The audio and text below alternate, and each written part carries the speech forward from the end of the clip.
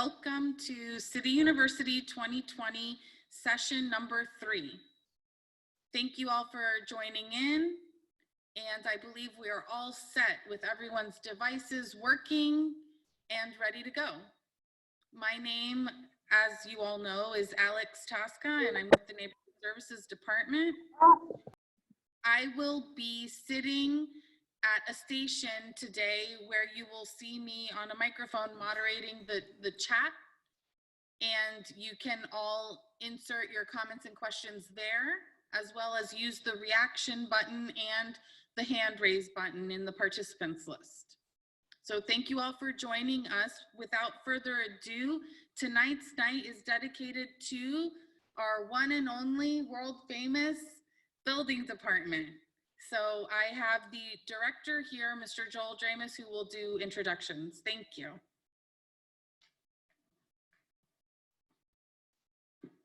Well, thank you, Alex, and good evening, City University participants. This is the first time for us being able to present virtually, and we hope that through this presentation today that you'll learn a lot about the building department and learn more about our function and our role in the city. As Alex said, my name is Joel Dramus, and I'm the building code administrator, or as they call building official, for City of Port St. Lucie. And it's a position I've held for about 12 and a half years, and I'm just completing 32 years of employment with the city. The picture that you see on your screen is actually, that is our department. That is the building department. We've actually, since this photo was taken, we've added about 12 more employees, but we can't get everybody together in one place to take a picture anymore. So we'll look to update this picture when the COVID crisis is over. All right. Let's go with this one. Oops. Next. Arrow right. It won't. All right. Let's try this one. Nope. Arrow right does not work. Let's try this one. Okay, there we go. All right, let me go back. All right. So joining me today on this presentation will be our assistant building official, Michael Peter. Michael Peter is he's a licensed building official. He holds most certifications that anyone can have in the state of Florida when it comes to building code and regulations. He's also a contractor, roofing contractor, general contractor. He is a licensed engineer, and he is very soon, we hope to be a licensed fire marshal. Also presenting today will be Charles Canginelli. Charlie is a deputy building official. He's new to our department, but he's not new to the area. He served as a building official in the city of Fort Pierce, also in St. Lucie County and in Palm Beach County. Charles is licensed as a general contractor in 31 states. He is a licensed building official, and he has a degree in architecture. We'll also be presenting tonight will be Tracy Valor. She's our technical support manager. She really does more than all of us kind of put together. She manages all our online permitting, all our building functions, our training, our hiring, everything that we don't do, Tracy does. On your list, you'll see Donna Noto listed. Donna will not be joining us tonight, unfortunately, for some health issues, but she is an integral part of our department in running the Contractor Licensing division. You see on the screen a picture of our building, Building B. This is where we are housed. My wife likes to say where I live is in this building. I'm there from about 6 in the morning until 5 at night. And also, you'll see on the bottom of your screen, our department motto is that it starts with a good foundation. And we believe that our department, in order to be successful, we need to have a good foundation of principles that we can build on as a department, but we also need a good group of employees that we can count on, that have integrity and that work hard, and that's part of our foundation of our department. The mission statement of our department.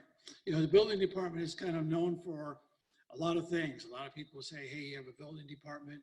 What's your function? What's your role? What do you guys do? Basically, our role is to safeguard the public health safety, and general welfare of the built environment. So our concern is those buildings that you're going to live in, those buildings that you shop in, those buildings that you conduct business in, like this business, like the city. We are regulating buildings like hospitals for healthcare, and any structure that you can basically occupy or attend is something that we regulate. We provide highly trained professionals for the areas of permitting, plan review, inspections, contractor licensing, and all our administrative functions. We provide support, training, and education to the business community. It's another function that we do in our department. We do damage and disaster assessments. So when there is a storm that comes through, and hopefully we won't get a storm this year, but if a storm comes through the city of Port St. Lucie, be it a flood or possibly a hurricane, some type of a wind event, my department is responsible for inspecting every single structure in the city. And I think in Francis, we did somewhere around 49,000 structure inspections during Hurricane Francis or following Hurricane Francis.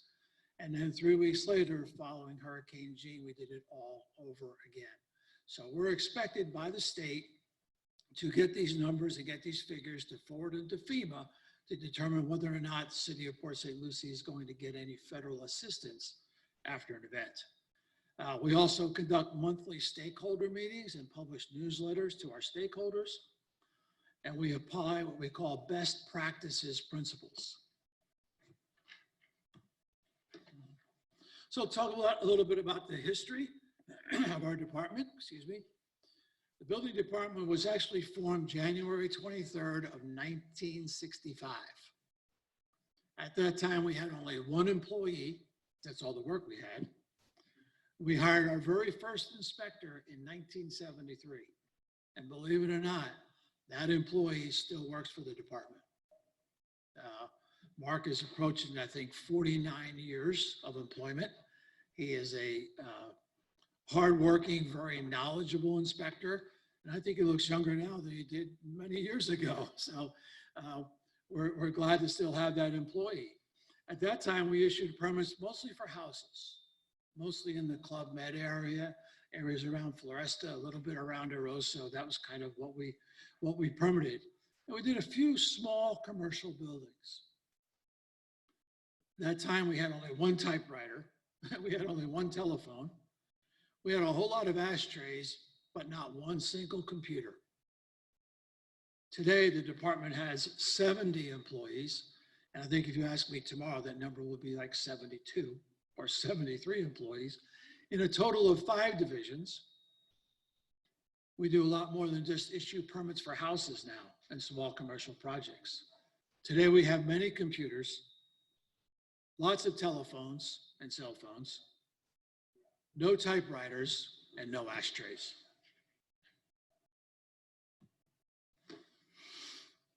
I'll talk a little bit about the funding of the building department, because our funding is a little different than the funding, excuse me, that you see in other departments. Other departments are funded out of property taxes or special taxes like sales tax or gasoline tax or communication service tax.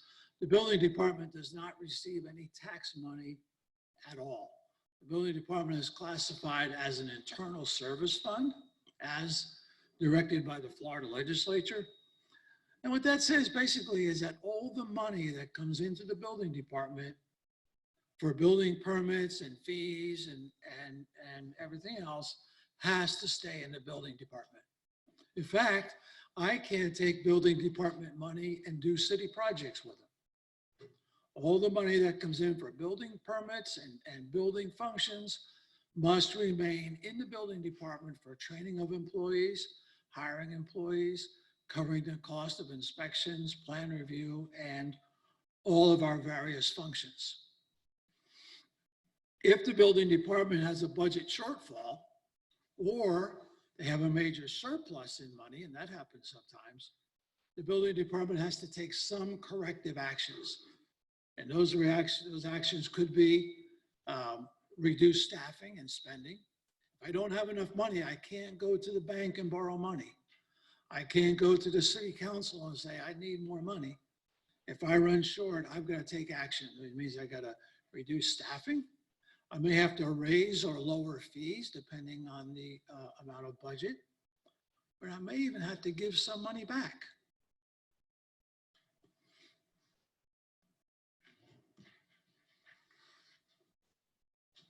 In fact, when I took over the leadership of the department in 2008, we were in a budget shortfall. Everybody knows what happened in 2008. We had all the business and all the construction prior to that, but in 2008, work started to slow down. So we weren't taking in the money. We weren't having enough funds to cover staff. So we had to take some action. And some of the actions that we've done since 2008, we've had to reduce staffing and spending dramatically. When I say dramatically, I mean, it was even down to the paper clips. We budgeted and watched every nickel and dime that came into the department. But as we started to gain funding and improve a little bit, we had an opportunity to lower fees. Our department has actually lowered fees 6 times since 2008. And I'm getting ready this Monday, which would be the 28th, I hope it's the 28th. We have another ordinance coming to City Council to reduce permit fees even further. We've also added online permitting since 2008. So, you know, when most of my staff and we got into this business, everything was on paper. There were paper plans, there were paper applications, we even paid with paper money. But today, we can take in permits electronically. We can take in permits 24/7. We can have signed applications. We can have plans submitted. We can even review those plans. And when it comes to taking money, we don't take paper money, we take credit cards. We are now ranked as one of the top 25 building departments internationally. We became state certified as a provider of continuing education for building officials, building inspectors, and plans examiners.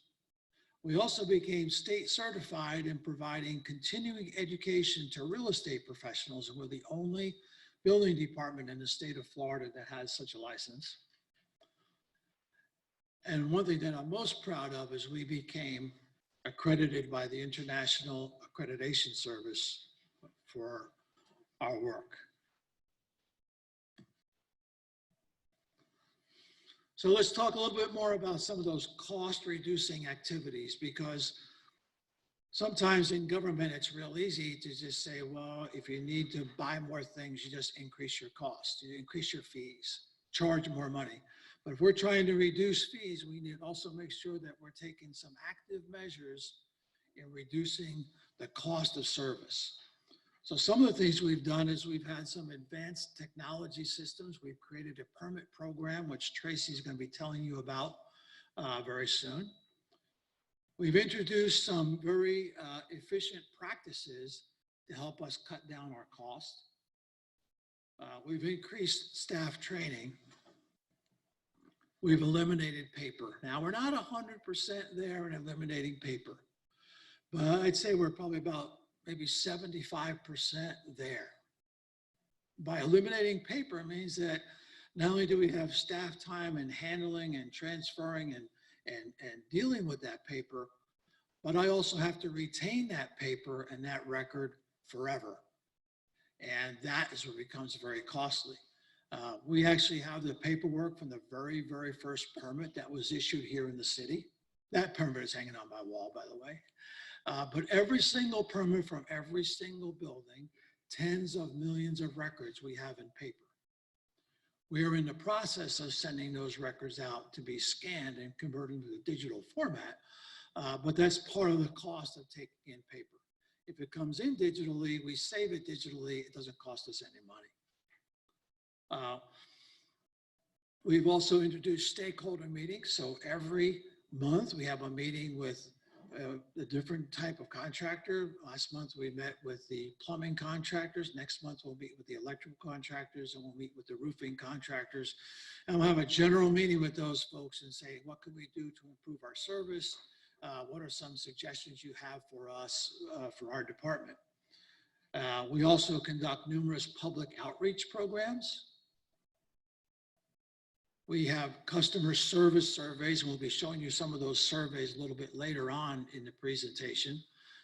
We give out about a half a dozen surveys a month to different groups, and we send out several hundred to our regular contractors when they complete permits. And we have some of the results of those surveys to share with you as well.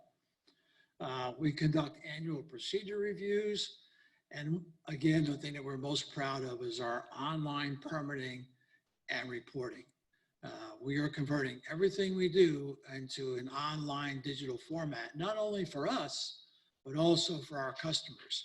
You can actually go on our permitting system if you want at no cost, no registration. You go on our permitting program and see any permits that are pulled on your property or your neighbor's property or whatever. So you have that ability by our online system.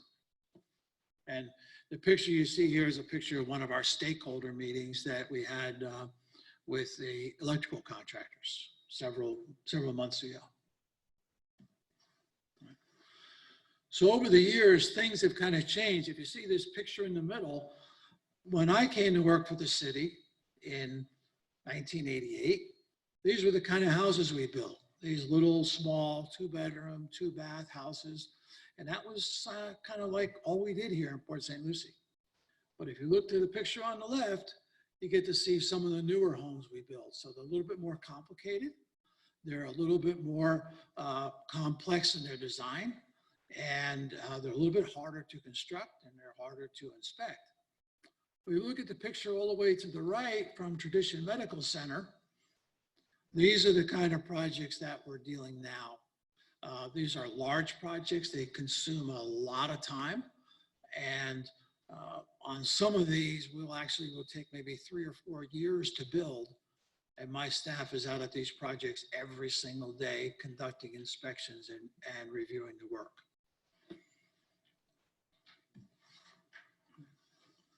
So our department basically consists of it's 5 divisions. We have a permit division, we have a plan review division, an inspection division, contractor licensing division, and administration. So as we move through this presentation, you're going to hear from different staff members and myself about what these divisions are and a little bit more detail into what they do.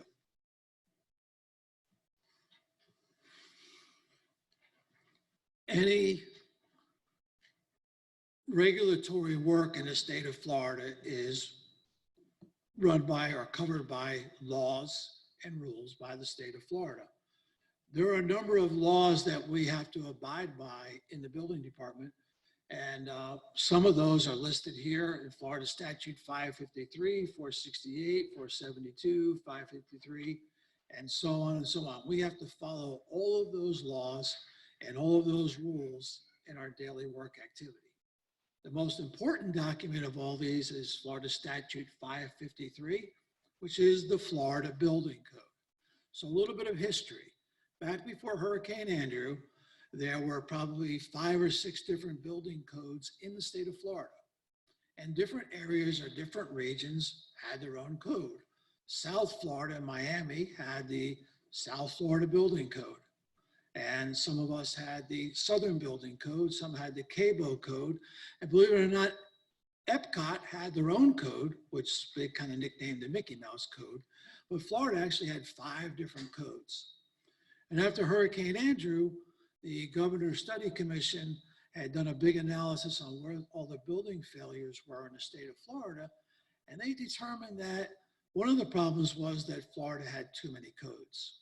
So what the Florida legislature decided to do at that point was say, in order to make Florida more uniform, in order to make it more compliant with the rules, in order to satisfy the requirements of insurance companies and building codes, we're going to make one uniform code for the state of Florida, and that is the we call the famous Florida Building Code.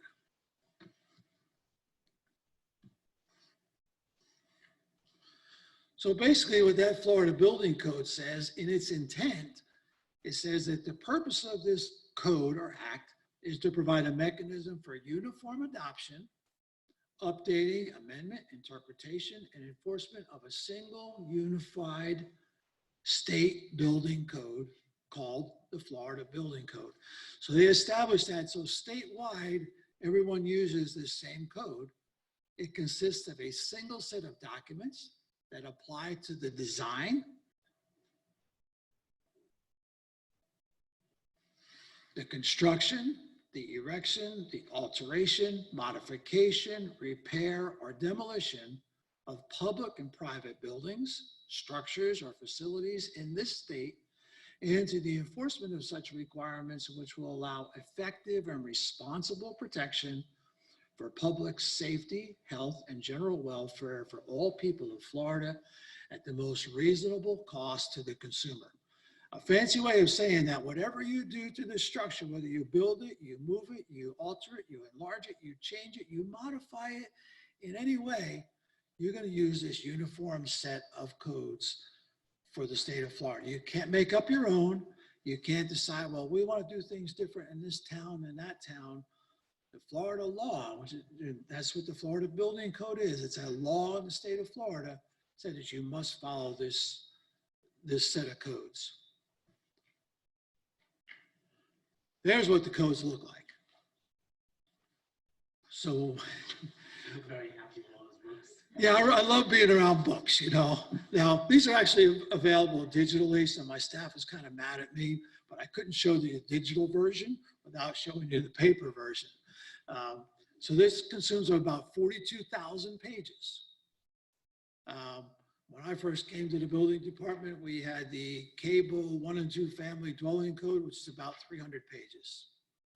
This is 42,000 pages. And I do look happy there. All right. So I said 42,000, I misspoke. It's now 47,000 pages. You can imagine codes and government regulations do not get lesser over time, they get larger over time. So as much as we try to sometimes reduce these things and try to simplify these codes, anytime you get something that's written by the Florida legislature, it's only going to get more complicated. It's not going to get smaller. So, a little bit more about the Florida Building Code. The purpose of the code is, as we stated before, is to establish minimum requirements. Now, keep that word in mind, minimum requirements to safeguard the public health, safety, and general welfare. So if a contractor builds a house and it maybe has an orange color to it, you don't like it, that's not part of the building code. The building code is to establish minimum standards, minimum requirements. When a contractor says, I'm going to build you a house to code, well, no kidding, that's Florida law. You have to build it to code. Doesn't say anything about the quality, doesn't say anything about how long it'll last, doesn't say anything about what it looks like. The minimum requirements of the code is all that the contractor has to satisfy. And the things that we look for, or the code pertains to, are things like structural strength. Obviously, we want the structure, not just a home, any structure to be able to withstand the elements. We need to have means of egress facilities. Now, if you think back maybe to a house that was built in the 60s, we have some houses here in the 60s, some in the 70s had little tiny windows that were kind of raised up high. But you notice the newer houses, the windows are much larger and they go lower to the ground. That's because we need to have a way in case there is a fire or an emergency that people can get out of the building. We also need to make sure that emergency responders can get into the building. So this is talking about means of egress. So this is very important that people can get into the building safely and can get out of a building safely. We're concerned about stability, if that home is going to last and stay there. We're concerned about sanitation because those sense having a structure where you can have sanitary facilities. We need to make sure that there's adequate light and ventilation. That's a requirement of the code. We're also concerned about something new that's sort of come into the code over the last maybe 14, 16 years, and that's energy conservation. So there's a lot of talk, not just in Florida, but internationally, because of global warming and climate change, that now we need to make sure that we have structures, not just homes, but all the structures we build have a certain amount of energy conservation measures in them. That's why your newer homes will have more insulation. Your newer homes will have energy efficient windows. You'll notice you can't buy an incandescent light bulb anymore. Everything is LED. So these are some of the things that have been brought into the code for energy conservation. Also, we need to ensure that we have safety to life and property from fire and other hazards attributed to the built environment. That's why we have multiple smoke alarms. And again, if you go back to the 70s, we put one smoke alarm in a house. Today, we put maybe 6 or 7 smoke alarms, along with carbon monoxide detectors in the homes. And we want to provide safety for firefighters and emergency responders during emergency operations.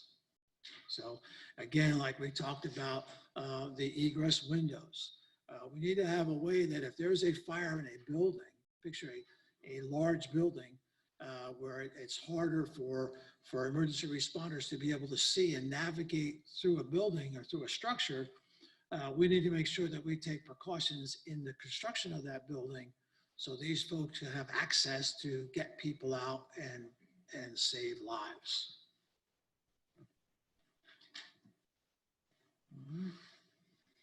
So in summary, or we call this the bottom line, the Florida Building Code is all about setting, again, a minimum standard.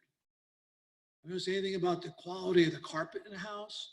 We're not concerned about the countertops. We're not really concerned about the bushes. We're concerned about minimum standards for construction. We're concerned about protecting the health, the safety, and the general welfare of those that are going to be in the structure. We're concerned about energy conservation, safety to life and property, safety to firefighters and emergency responders. And number 6, we get a lot of questions about this over the years. We do not address trees. We enforce the city requirement to have a certain number of trees at a CO, but we don't enforce the tree ordinance. We don't enforce landscaping. Building color. Building color is a big one. A number of years ago, we had a family that built a 2-story house that faced I-95. And they loved orange.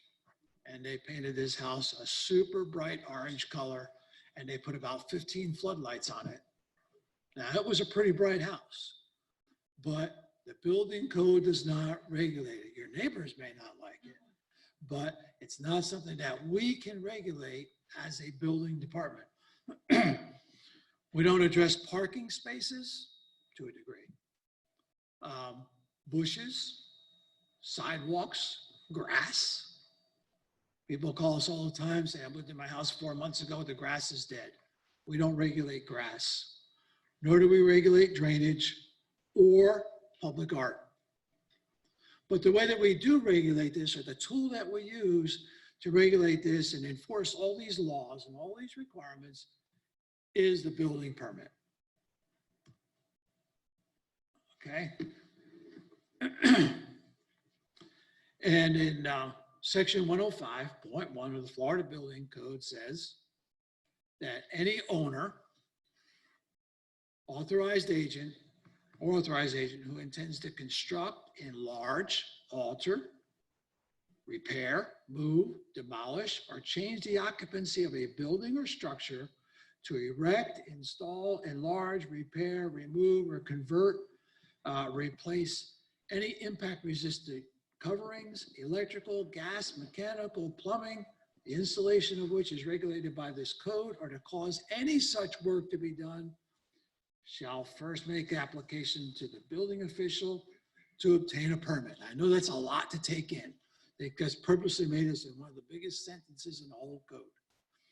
And the reason why they did this is because they want you to know that as part of that Florida law, anytime you make any changes to a building or a structure, you need to get a permit, with some exceptions. Okay? So you can imagine if you're going to enlarge a building, you're going to need to get a permit. We need to make sure that what you're enlarging, what you're adding meets the requirements of the code. And also, if you're going to demolish it or move it. Well, we had a season here a number of years ago where homes were being moved throughout the city because they're on main roads that were being converted for commercial use. So the code is very strict that a lot of these different things that you do to a structure or a building must have a permit. Now remember, this is not Joel's rule. It's not the city rule. This is the Florida legislature rule. And I have to follow it because, you see, I have licenses from the state, and so do all my staff have licenses. So if I decide I don't want to enforce that, the state can decide that maybe I shouldn't have my license anymore. So I'm going to follow these rules to protect my license. And because it's the law. I think my last slide is coming up here. So let's look at these pictures here, and determine what of this work needs a permit. So the first one in the upper left is a re-roof or a roof. Roofs require a permit? Absolutely, roofs require a permit. And remember, you have a mortgage on your house. Maybe you have a mortgage on your house, right? And that mortgage has, as a requirement, insurance. Well, if you put on a roof, you don't get a permit and get it inspected, you may not have insurance. And then it would contact the bank and say, these people don't have insurance on their house anymore because they didn't get a permit for their roof. Windows, absolutely, windows require permits. Think about it this way. If a wind event happens in the city of Port St. Lucie, it hits the window, right? So if the windows aren't put in the code and the windows don't meet the requirements, the wind will get in and will destroy your house. We saw that down in Hurricane Andrew. I did about 2,800, it seems like 28,000 inspections on buildings that were destroyed because the wind got into the windows. So the Florida Building Code and the Florida Legislature says replacing windows need to have a permit. How about a clothesline? What do you think about a clothesline? Now, we don't want a permanent clothesline. Right? It's nothing to do with safety, right? It's nothing to do with sanitation. It's nothing to do with protecting people. Doghouse? No, I did have a resident some years ago ask me to give them a permit for their doghouse because they thought it would be a cute thing to have. Fido have his own little building permit. But no, we don't issue permits for dog houses. They're considered temporary structures. Nobody lives in them. It's not a danger to you. We would expect if you're going to build a dog house for Fido, you would probably build it probably better than your own house, maybe. Tile, there's no building code for tile. We do not require a permit for tile. Doorknobs and door handles, no permit required. Garage door, that's a big one. Now I figure that's probably one of the biggest openings. It is the biggest opening in your house, right? So if the wind comes and takes out your garage door, that wind can get inside the house and it will blow the roof off. And that happened thousands of times down in Hurricane Andrew. And again, if you notice, your new garage doors are kind of a bit heavier than the old one. And that new garage door is kind of thick. And that new garage door's got all kinds of steel and bolts on it. That's because the new code says in order to meet the 150 or higher wind speed, it needs to be a stronger door. It needs to be built stronger and mounted better. So garage doors definitely. Above ground pool. Any idea above ground pool? The answer is yes. Above ground pools require a permit because they have electric connected to them. And we're also concerned about safety. We're concerned about kids, mostly kids, falling into swimming pools and drowning in pools. So it's the #1 cause of death for children in Florida outdoors is swimming pool. So swimming pools, whether they're in ground or above ground, do require a permit. And air conditioners. Replacement of an air conditioner is for adequate light and ventilation, as we talked about in the code. Air conditioning changeouts must have a permit. And there's a lot of very important characteristics to why we have permits for air conditioners. But if they're put in wrong or they're improperly sized, we know that we can have excessive mold and mildew in the house, which is a serious health concern. And if they're undersized, they may just be running 24 hours a day and not cooling your home and running up your energy cost. So it's not just a matter of taking out a green air conditioner and putting a green one back in. It's a matter of taking out one that's not working and putting in one that is properly sized to meet the requirements of the code. Now, this is my break point. Alex, do you have questions that you want to throw out now? I don't see any questions, but, Okay. oh, wait, hold on. There is one here. What about replacing a water heater? I should have put that picture up. Yeah, replacement of a cold water heater is required to have a permit. That is and we get quite a number of those in every month from the city. The unique thing about changing cold water heaters and air conditioners, that contractors can now apply for a permit online. Well, not now, they could have actually done it months ago. They can apply online 24/7. They can pay for the permit online. They can sign the application online. And in about 8 seconds, they can issue the permit to themselves and print it out from their printer and go out and do that job 24/7. So it's nothing like I got to wait till Monday, the building department opens, wait in line, get a permit. No, we don't do that anymore. That's part of the new innovation. That's why we're able to reduce our fees by having the contractor do all the work. Definitely a great innovative tool. One more quick question about permitting, actually two. Would you need a permit for a freestanding wooden deck not cemented into the ground? Yes. And an outside light bulb? Changing a light bulb, we don't require a permit. No. But Um, the question has come up, nowadays they raffle off a lot of new and exciting toys and prizes. So they're raffling off actually one of those huge kids playhouses that go in yards and stuff like that. Or a tree house. Would something like that be? No, we don't permit playhouses or tree houses, but The wooden deck, yes. if you're going to build a playhouse and it looks like a playhouse, and somebody has a complaint or we investigate it, as long as it's being used as a playhouse, but don't build a 20 by 20 house and put dad's shop in there and say it's a playhouse for my kids. So we're going to look at the use, but for the most part, no. Playhouses we do not require permits for. But a shed would require a A permit. shed we do with one exception. Okay. And the exception is these plastic Rubbermaid sheds that we call them Rubbermaid sheds. A Rubbermaid makes one of them. Sometimes you get them from Lowe's or Home Depot. It's a plastic put together, snap together shed. We call those temporary storage containers, and we don't require a permit for those because they can't meet the building code. And they really kind of are temporary. Typically, people put them up and 3 or 4 years later, they're at the end of their driveway and it becomes a product for Waste Pro. So yes, site-built sheds and prefab sheds we do, but we do not permit those plastic snap-together Rubbermaid deals. Okay? Tracy's up next to talk about the permit division. That's like her baby. No. Hello, so I'm Tracy Valor. I am the support systems manager.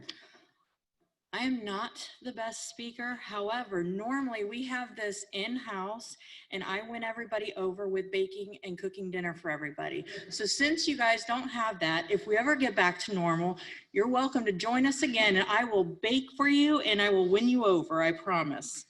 So having said that,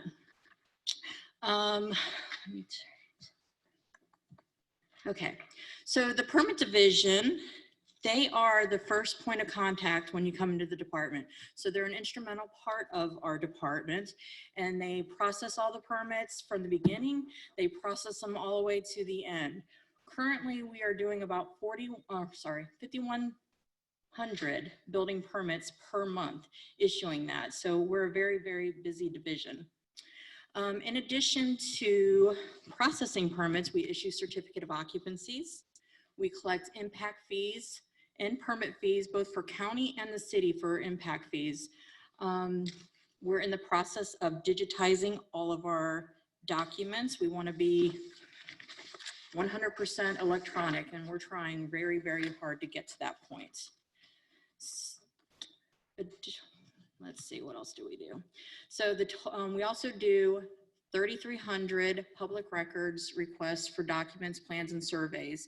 We did that in 2019. This is huge. For the city, we do about 82% of all the public records.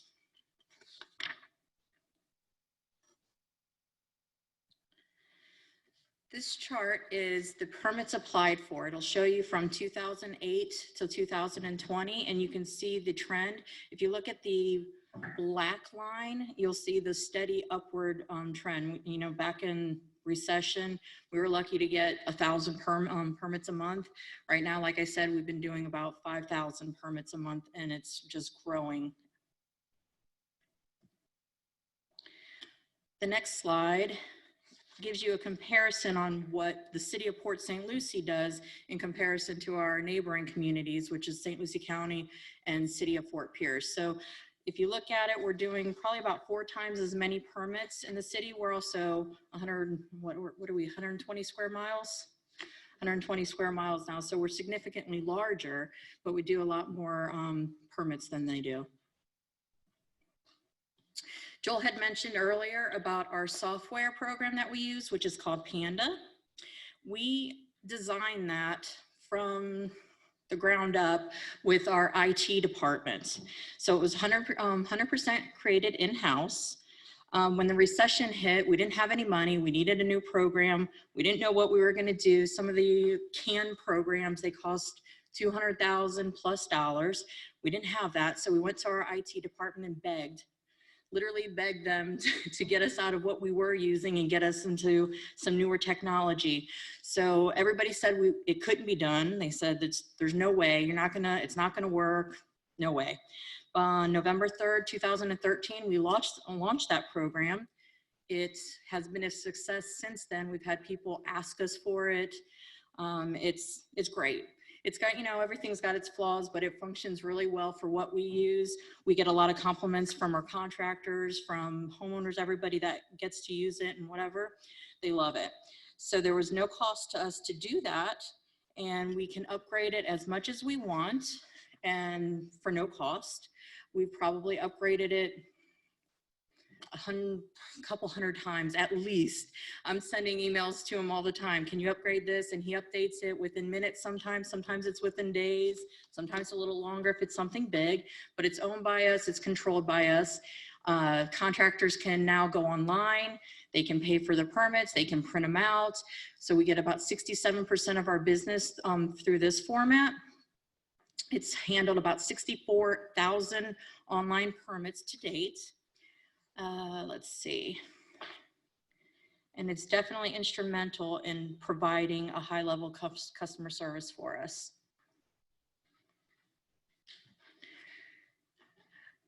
On our website, which is www.cityofpsl.com/building, if you go to that, you can search your home or any home if you're buying anything and do a permit search, and you can pull up what permits have been applied for on those properties.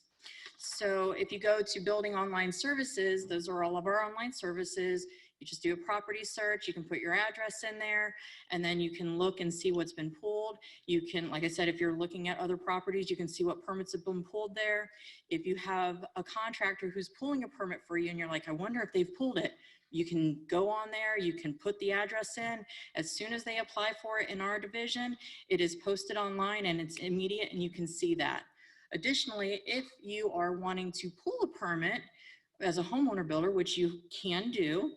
All the permit applications are available online along with checklists. So you can go and look and see exactly what you need, go through that checklist. So that way, when you come into the department, you have everything you need.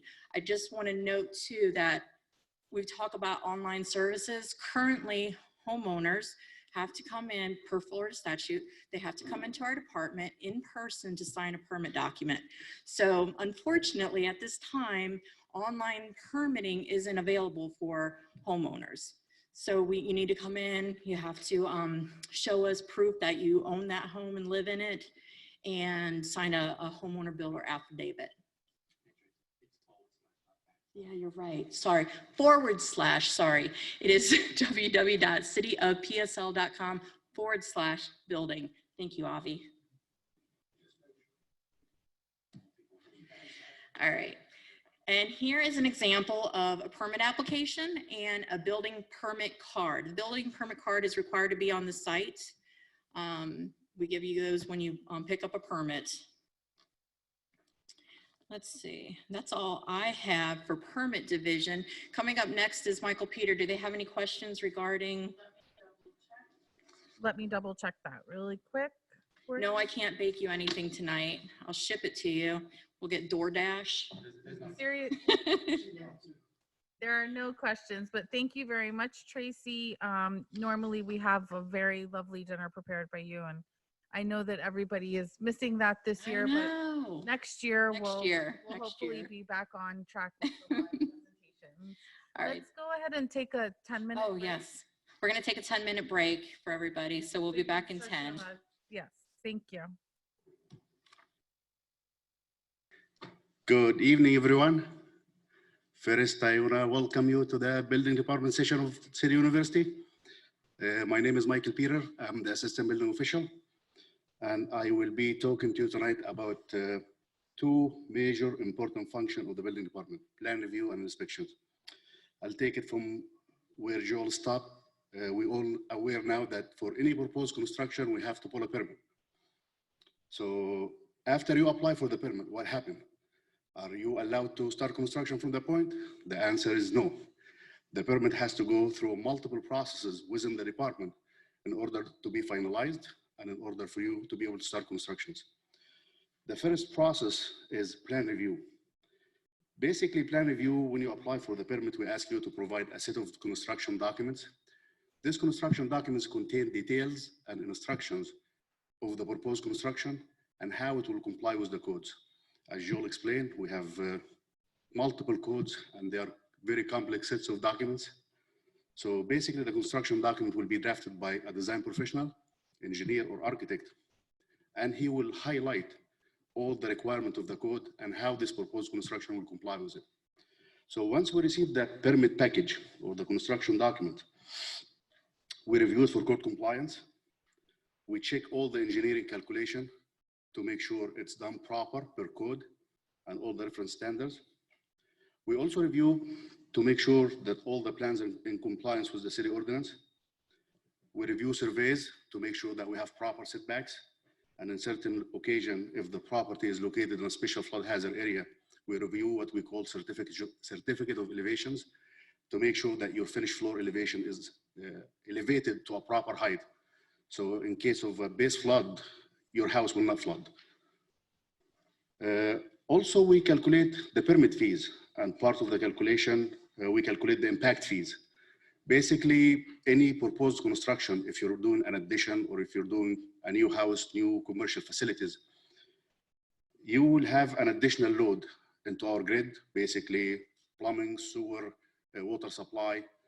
So the county take portion of that money in order or to reserve it for future improvement of those facilities or those services that are provided by the county.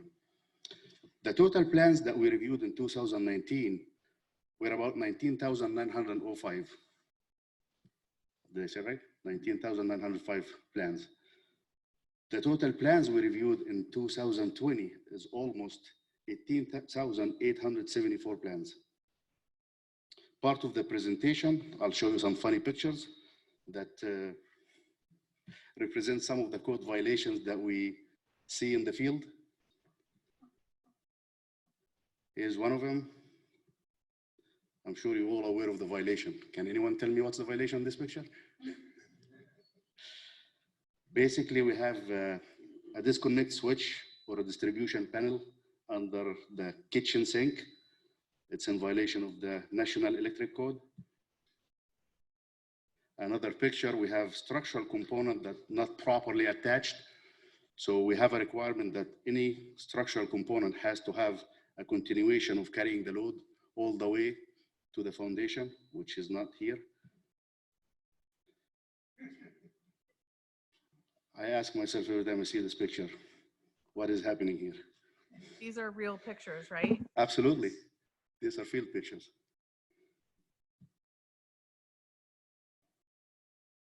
This is a violation to the plumbing code. Basically, it's a double trap. In a situation like this, if you see any double trap under any one of your sinks or labs, that means if there is a cloggage or entrapment, the plumbing snake will not be able to go through those double traps. So that's why it's a code violation. Here's another good one. Entangled wiring. We don't know what's going where. It's a grow house.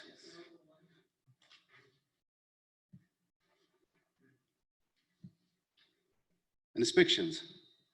So after we get this set of construction documents, we review it for code compliance and we determine that everything is done proper and up to code. We will proceed by issuing the permit. We'll contact you as an owner, ask you to come pick up your permits, and comes with the permit, your set of construction document. This set will be for your own record and also to be kept in the field for our inspectors. So basically our inspectors will not go to your field with all those books. It's impossible, almost impossible. So what they will be using is the construction documents, because what happened in the field has to be in accordance and matching to those documents. So basically we'll inspect everything done under this permit.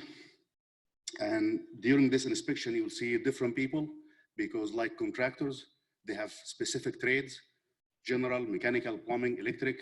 We have the same categories when it comes to building inspection. So we have building inspectors, plumbing inspector, mechanical, electric. So during the phases, different phases of construction, you'll see different people with different experience and different licensing to make sure they do the proper inspections. And as I said, some permits require 1 inspections, and in big project, it goes up to 400 inspections. One very critical component that you cannot proceed with the construction beyond the point of approved inspections, because per our licenses, we cannot do forensic engineering. We only inspect what we can see. So make sure the work is not covered beyond the point of the performed inspections. The total number of inspections we performed in 2019 is about 137,000. What's the number? There you go. And the number of inspections in the year 2020, 110,000 inspections, 908. And once you're done with all your inspections, we will issue you what we call a certificate of occupancy if you're building a new construction, new house, or a certificate of completion if you're doing any kind of alteration. Here is some more funny pictures. So if you see any situation like this, please call us.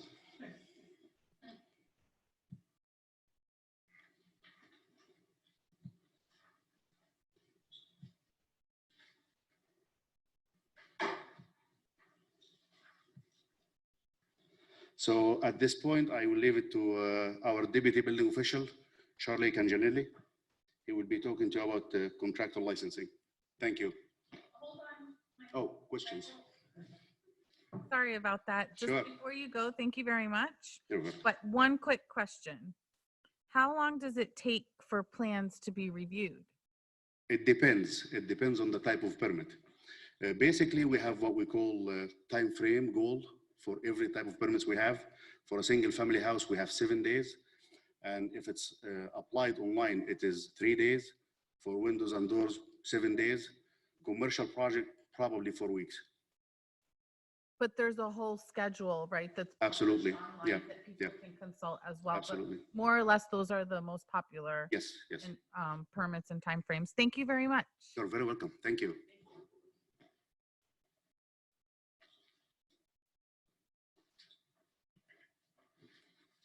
Good evening. My name is Charles Canginelli. I'm the Deputy Building Official. I want to thank you for coming to the City University session. I'm going to be talking about Contractor Licensing Division. That's one of the 5 divisions we have. There's a short little slideshow we're going to show here. Should start up.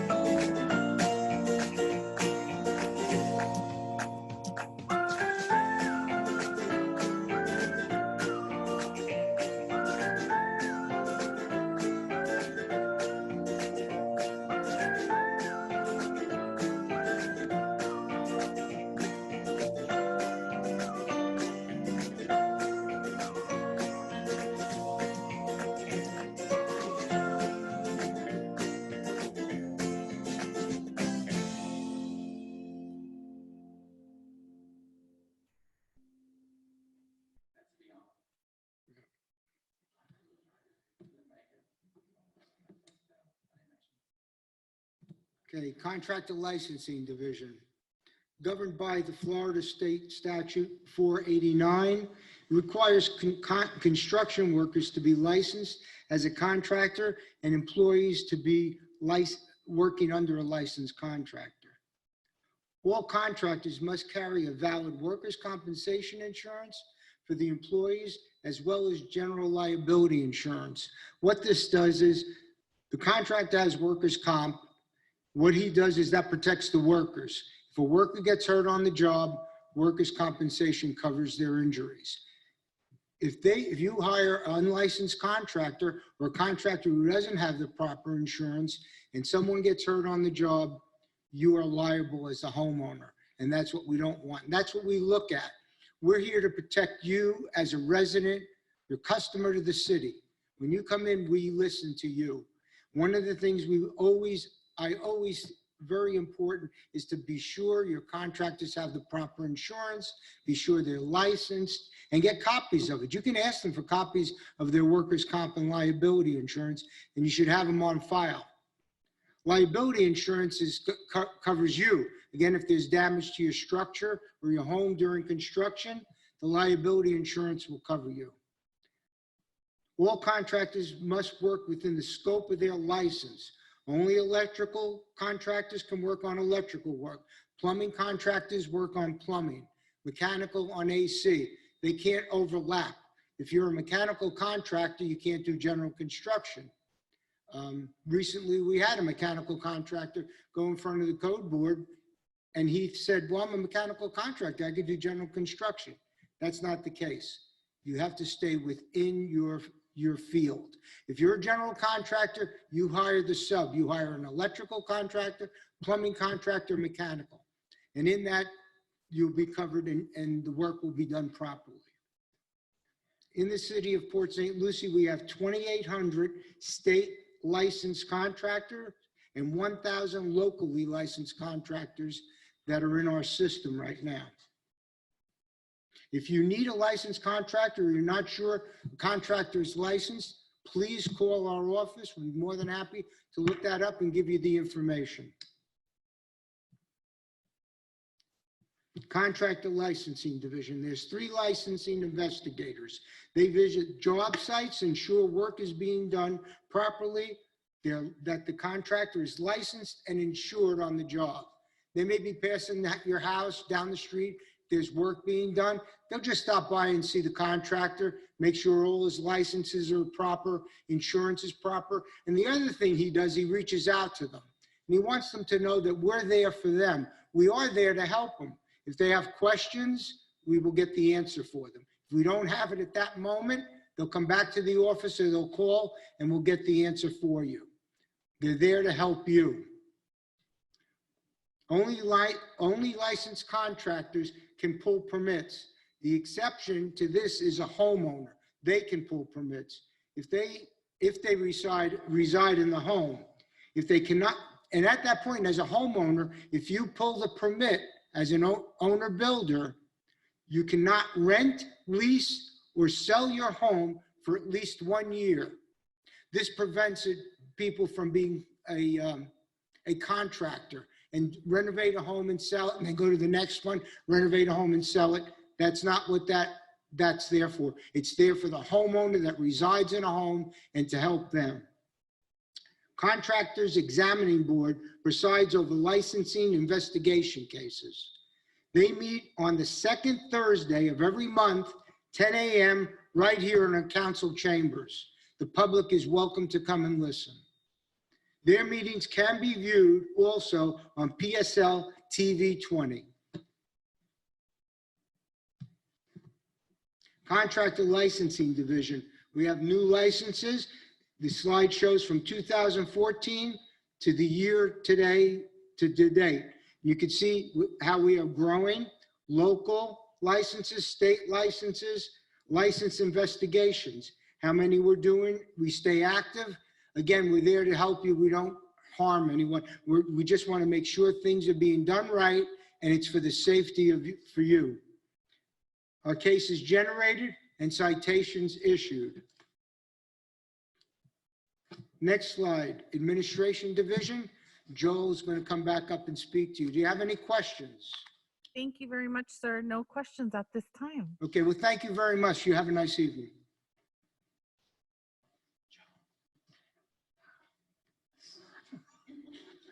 Thank you, Charlie. We're going to talk a little bit about the Administration Division. That's the last division I have to talk about. That's kind of like my division. That's why I'm going last.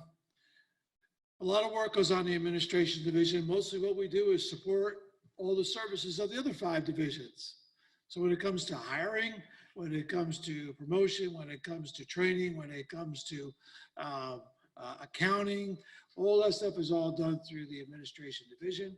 We're responsible for all the clerical functions, including compiling monthly and annual reports for other city departments and the public. We process refunds. I don't like to give refunds, but occasionally I have to.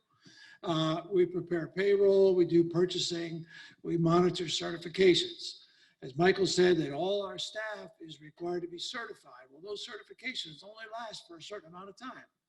And every certified employee must attend a certain amount of educational classes in order to renew that license. If they don't, they can't work. We also monitor the daily activity. We call this metrics.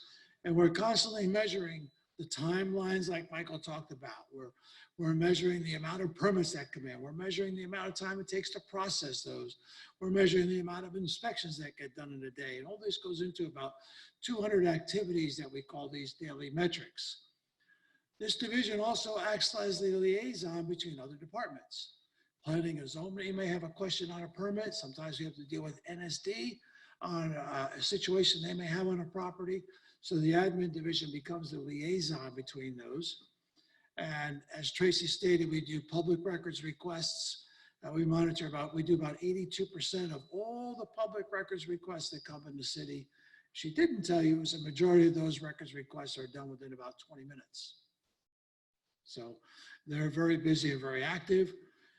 And this division also facilitates the accreditation process. So we're going to talk about accreditation in a little while. But the next thing we want to talk about that really impacts every property owner in the city of Port St. Lucie is our work, the Insurance Services Office. Now, nobody really likes to hear the word insurance, I guess, unless you work for an insurance company, but people always have gripes or issues with insurance. one of the things that the Insurance Services Office does in this city and all cities throughout the world is they monitor the effectiveness of the building department, and they call that the Building Code Effectiveness Grading Schedule. And what they do is this affects all property owners that have to carry insurance on their property. And like insurance companies, you pay based on a certain amount of risk. So regardless what insurance company you have, the Insurance Services Office kind of sets that base rate for your insurance based on, above all things, the effectiveness of the building department. We're going to look at some of those factors. So some of the things that the insurance companies will look at is how old is your home? What is the condition of your home? What was it built with? The location of the home and the code that was in effect at the time that the home was built. Now, obviously, homes were built a lot different in the 70s. So the insurance company may say, well, you're a higher risk. You may pay more because that home wasn't built to the hurricane codes. Conversely, if your home was built 6 months ago, it was built to the latest and greatest code. So the insurance company figures that's probably less of a risk because it was built to current codes. But they also want to check some other things. They want to check the credentials of all my employees. They want to check the workload of my staff, make sure my staff isn't overworked. They also want to make sure that we are using compliance methods that we can ensure that all construction meets the current codes. They want to check our adopted codes. They want to review all my policies and procedures. They want to do code reviews. They want to evaluate my public outreach. They want to evaluate my education programs and look at all my training and testing equipment and materials. And they put all that together and they come up with a rating. They say, okay, this is the underwriter rating for homes in the city of Port St. Lucie. As a result, or what they do is they actually score 14 different categories for commercial construction, and they'll score 14 different categories for commercial construction. So it's a book about 65 pages full of questions, and they feed all this stuff into a computer, and they come back with a number, and they say, how does Port St. Lucie rank? Well, 2018 was our last review. We get a review every 3 years, which means our next one comes up next year. So the last time we were ranked as the most effective building department in St. Lucie County. We also are ranked the highest in the state of Florida, and then the highest 5% of building departments in the entire United States. So what does that mean for you? What it means for you is just what it means for us. We pay, believe it or not, less money for our property insurance than in other areas. It may be hard to believe when your insurance rate is high or when your premiums are high. But remember, without this building code effectiveness grading schedule, you will probably pay more.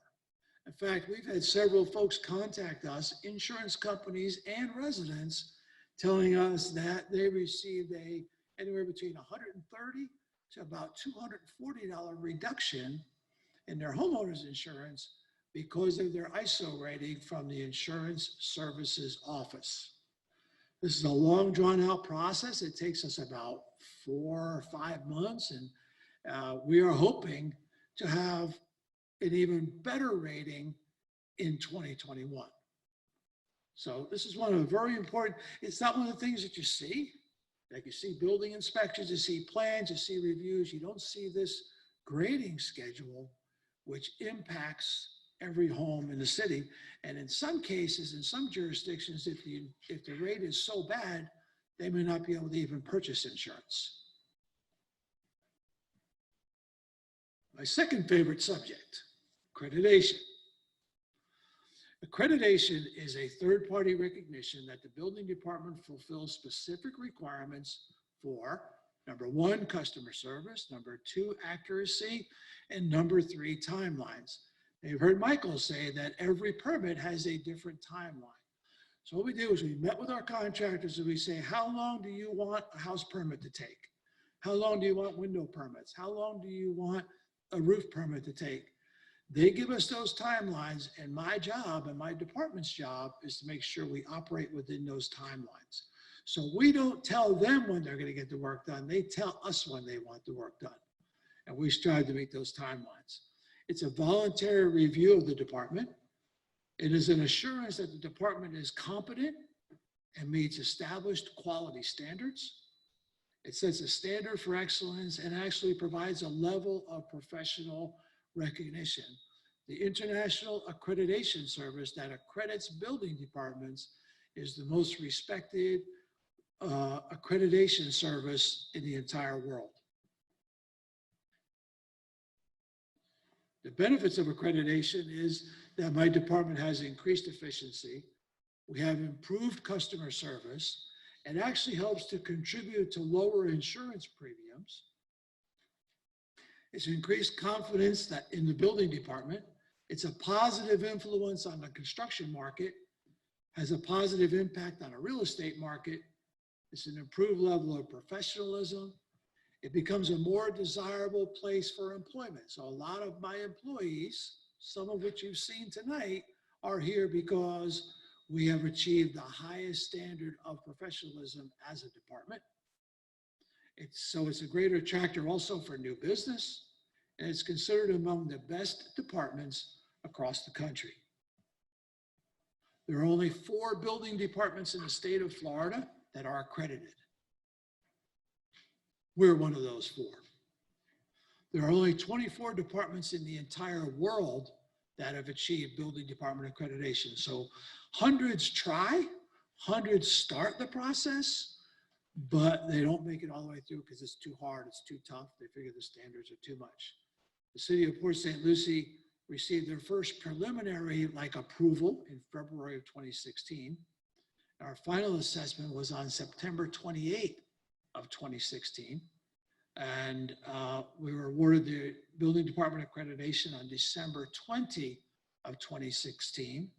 And just recently, I want to say January, that's right, I want to say January of 2020, we were reaccredited.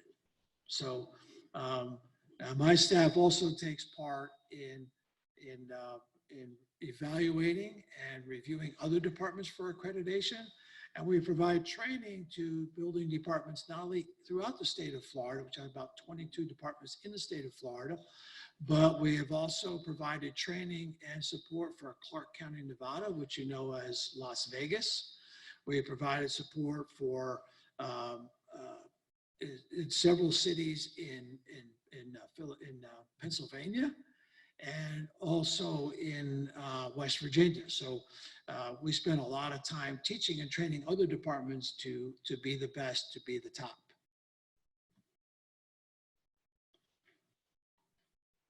One of our primary focuses on accreditation, and as a department, remember we talked about everything that we do starts on a good foundation. Well, a good foundation for us is good customer service. It's not just a saying. It's not just a phrase that everybody puts out. You know, you really have to earn your stripes when it comes to customer service. You can say all you want about being a good customer service organization, but the proof actually comes from your customers and your stakeholders. So I have 2 surveys there. One is on I like to use the one on the right first, probably, because that's the one that we did in July. Now, you know, July, we're in the pandemic, right? So our offices were closed. We had all kinds of things going on. We told people they couldn't come in without a mask. We told people they had to wash their hands. Oh, adults go crazy when they tell them they got to wash their hands. Yeah, they never washed their hands before. And we had to limit the amount of people coming in the door. And it was, you know, we had put up shields and we couldn't touch people. We couldn't shake their hand. You know what it was. It was a mess. And as a result, our customer service rating, broken down between the 3 key divisions of inspections, permitting, and plan review, we're all up in the 8.89 to 9.44 range. Now, we are told by all government standards, by the International Accreditation Service, by ISO, by all organizations, building departments can never get above a 7. If you get anything above a 7, you're like, I guess you're gifted, right? So you never get above a 7. We've never got below an 8.8, I don't think. The latest one is the survey you see to the left that we just did in August, and we thought we're going to get creamed on that one. Because, you know, what happens, people get sick, or they think they get sick, and they got to stay home. And other people don't feel well, and they stay home. And other people think that somebody they know that they touched, that they talked to, that they know got sick, so they want to stay home. So we had like shortages of people, and, you know, luckily we had the drive-through. We had a lot of things open to us. But as a result, we were able to take our customer service and actually improve it in August to an average of 9.71. That's about as, well, I won't say as close to a perfect score as you can get, because we could probably get higher. But that's darn near a perfect score. And that's not me, that's all employees, all divisions. There are times where we don't perform at our best, but you know, this department has a focus on being the best. And my staff is available. They take calls, they take emails, they don't take chats, but they take all kinds of communications in order to be have the highest level of customer service in the city. So we're proud of them, but you know what? We'll do better next time. Tracy, I think you're up. Oh, questions? Sure, thank you, Joel. The question is, I don't really understand it that much, but I'm sure you will. What does a C+ rating mean on the property appraiser's office site? Got me, I don't know. Michael, C+? Yeah, maybe Carol or someone can clarify. Are you reading the C+ rating somewhere on your property card from the property appraiser's office, or how does it have to do with the building department's work? I don't know. But we'll get that clarified, and maybe Yes. you can ask it. We'll ask it later. Thank you very much. Your favorite person, Tracy Velour, is back. I don't know about that. Okay. So I'm going to go through a little bit of what we do in terms of public outreach and access on our website. So Joel, when he took over the department, what was it? It's 12 years ago.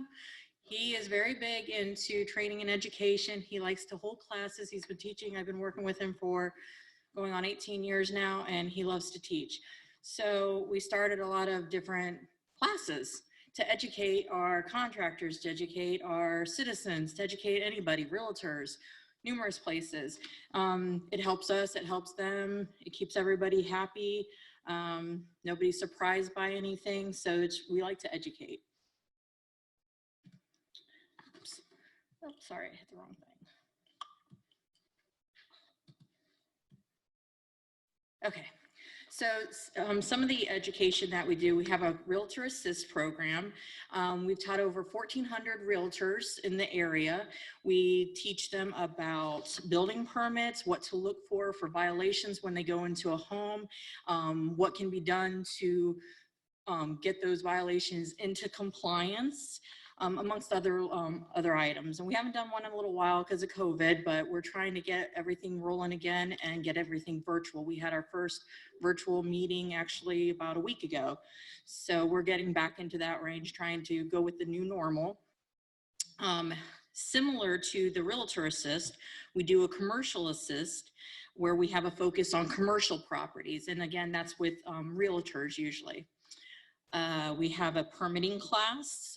We've done different things in that where we've taught even about online permitting or how to be a contractor and get registered and what that takes and things of that nature. We are, well, Joel mostly, he is a licensed continuing education provider.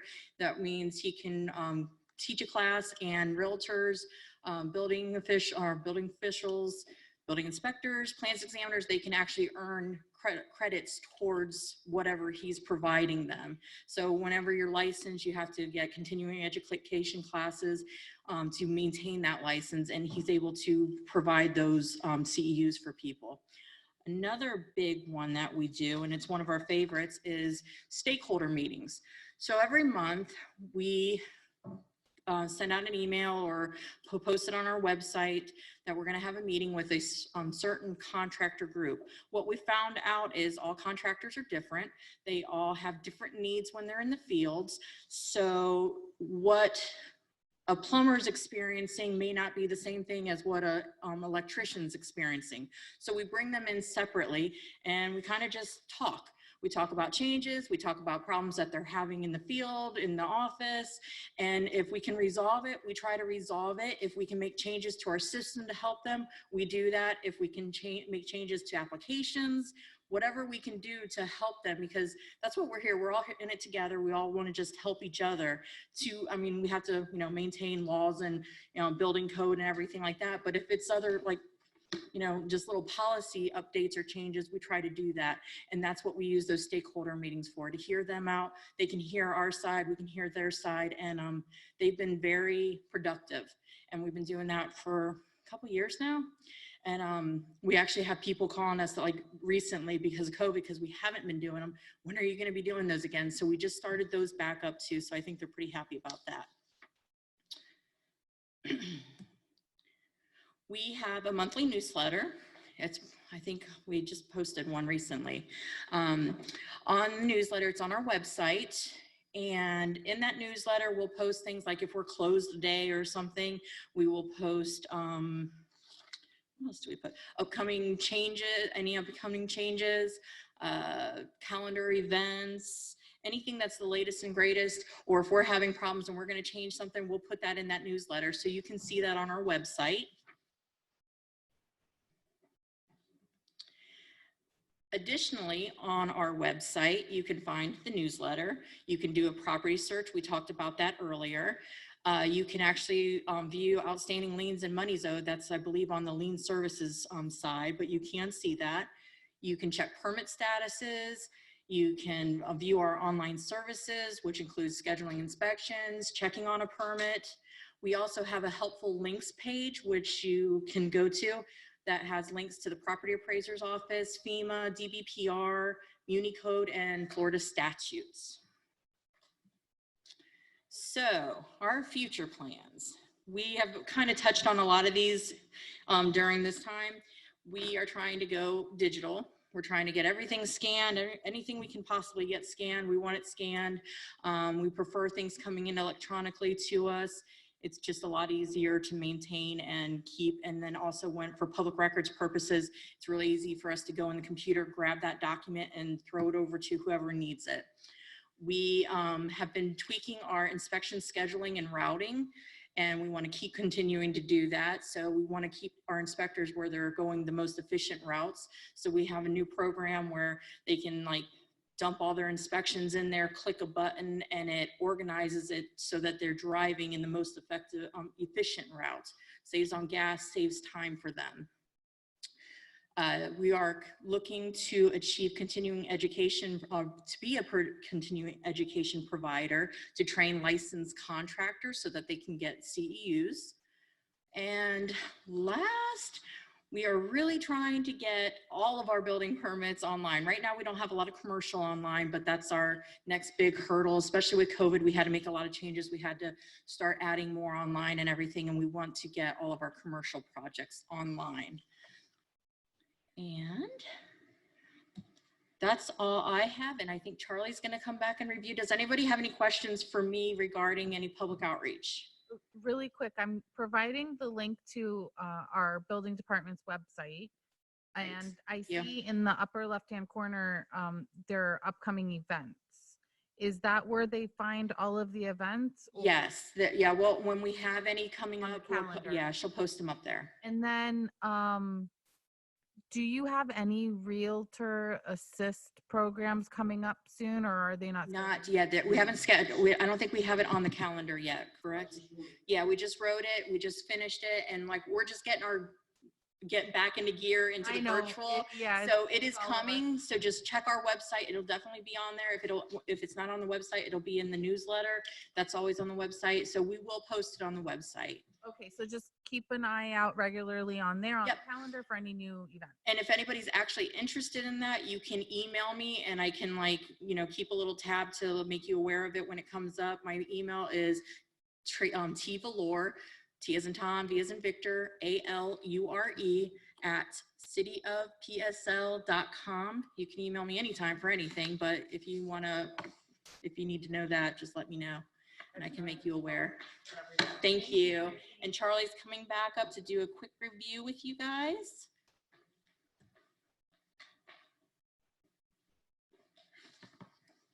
I want to thank you again for attending. And as Joel mentioned earlier, you know, if you're not in the field, you don't realize it, but our department is one of few in the country. The way Joel and the team has put it together and the work they do. And it's an honor and a pleasure to work with them. In our review, the building department consists of 70 employees in 5 divisions. And we're there for you. This is what we do every day. We're there to help the people. We're trying to make it as easy as possible for inspections, plan review, getting a permit, whatever you need, just contact the office. Someone will help you. The building department issues over 5,100 permits a month. That's a lot of permits every day. Only 5 days in our week. So in 20 days, let's say that's a lot of permits. The purpose of the Florida Building Code is to set minimum standards to protect the health, the safety, and general welfare of our residents. The Florida Building Code is a state law. As Joel said earlier, it's not city, it's not local, it's a state code. It's put there by our legislatures. We follow what they tell us. Everyone working in the construction industry must be licensed contractor or employee of a licensed contractor. Again, if you hire someone, check their credentials. Get a copy. You're not going to hurt their feelings. Ask them for a copy of their license and insurance policies. The building department conducts a wide variety of free training programs, classes, and seminars. Everyone's welcome to attend. All the information is available on www.cityofpsl.com/building. I want to thank you very much for attending. And Joel, do we have any questions? Looks like no questions at the moment. Thank you very much. Again, thank you for attending. Again, just in closing, I want to thank you for attending City University. We've been a part of this since the very beginning. It's taken on many forms and different formats over the years, and we continue to improve it. What we'd like you to know is that, you know, the stuff that we put on our Panda and on our city website, we've designed it in such a way that we believe it's user-friendly and everyone has access to everything. So you don't have to go in and register. You don't have to have a contractor number. You don't have to have any kind of special way. You're as a member of the public, you can go in and you can access any of the information at any time. And as Tracy stated, well, I like to say we're there from 6:30 in the morning to about 5:30 at night. That just about pretty much covers us. But if you have a question, we'd like to have you call us, but we prefer that you email, only because sometimes if some of us are out of the office, we can answer that email. Sometimes on vacation, sometimes when we're doing something else, sometimes we may be off that day, but we still want to be able to respond, and email gives us the ability to do that. And we'd love to hear your comments from this City University and any way in the future that we can be of service. Please contact us. Thank you. Lots of positive feedback coming through the chat. So everyone really appreciated this session, said it's very informative. So thank you. Thank you. Good evening. Stick around, everyone, for a couple quick poll questions. But thank you very much to all our colleagues from the building department.